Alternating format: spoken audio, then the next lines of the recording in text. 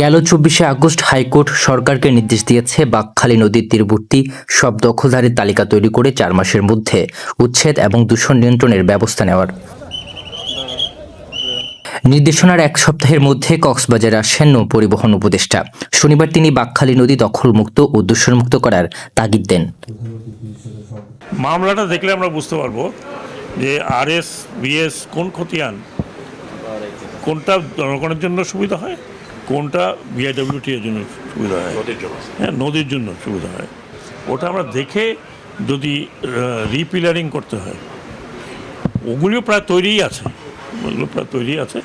ওগুলো করতে হলে ওগুলো জেলা প্রশাসক মহোদয় এটা করবেন এবং আমি জেলা প্রশাসককে অনুরোধ জানিয়েছি যত তাড়াতাড়ি সম্ভব এটা করবেন। সোমবার সকালে উচ্চ আদালতের নির্দেশে কক্সবাজার শহরের আলোচিত বাঁকখালী নদী দখলমুক্ত করতে শুরু হয় উচ্ছেদ অভিযান। জেলা প্রশাসন ও বিআইডব্লিউটি এর যৌথ নেতৃত্বে কস্তুরাঘাট এলাকায় অভিযান পরিচালনা করা হয়। হাইকোর্টের নির্দেশে নৌবন্দরের জমি অবমুক্ত করতে অবৈধ স্থাপনাগুলো উচ্ছেদের সিদ্ধান্ত নিয়েছে সরকার। 1 থেকে 5 সেপ্টেম্বর পর্যন্ত উচ্ছেদ কার্যক্রম চলবে বলে জানান কক্সবাজারের অতিরিক্ত জেলা প্রশাসক নিজামুদ্দিন। আইনশৃঙ্খলা বাহিনীর সমন্বয়ে অভিযানটি পরিচালিত হচ্ছে।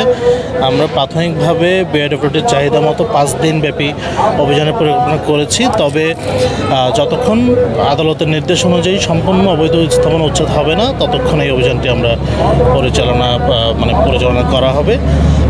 বৈধ কাগজপত্র থাকার পরও বিনা নোটিশে অবৈধভাবে তাদের উচ্ছেদ করা হয়েছে বলে নানা অভিযোগ উচ্ছেদ হওয়া পরিবারের।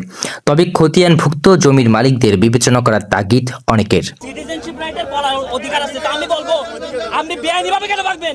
আপনাকে যদি সুপ্রিম কোর্ট যদি বলে যে আরএস অনুযায়ী ভাঙতে, তাহলে আপনি কেন বিএসএ যাবেন?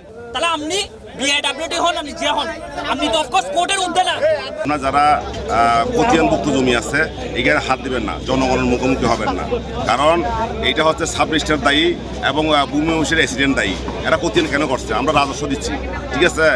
এই ধরনের খাস জমি পাইলে আপনারা অবৈধ স্থাপনা ভেঙে ফেলেন, সমস্যা নাই।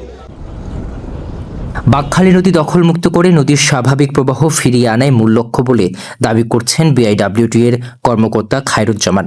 সব অবৈধ স্থাপনা উচ্ছেদ না হওয়া পর্যন্ত অভিযান চলমান রাখার নির্দেশনাও তার।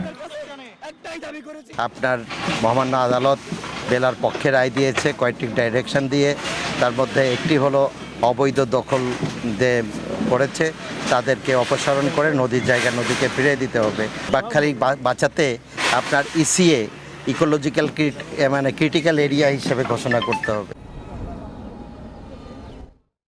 বাঁকখালী তীর ঘেঁষা কস্তুরাঘাট একসময় ছিল প্রধান বাণিজ্যিক ও নৌ পরিবহন কেন্দ্র। 300 একরের বেশি প্যারাবন ধ্বংস করে ঘরবাড়ি, দোকান ও টিনের বেড়া দিয়ে নদীর মধ্যে গড়ে উঠেছে অবৈধ স্থাপনা।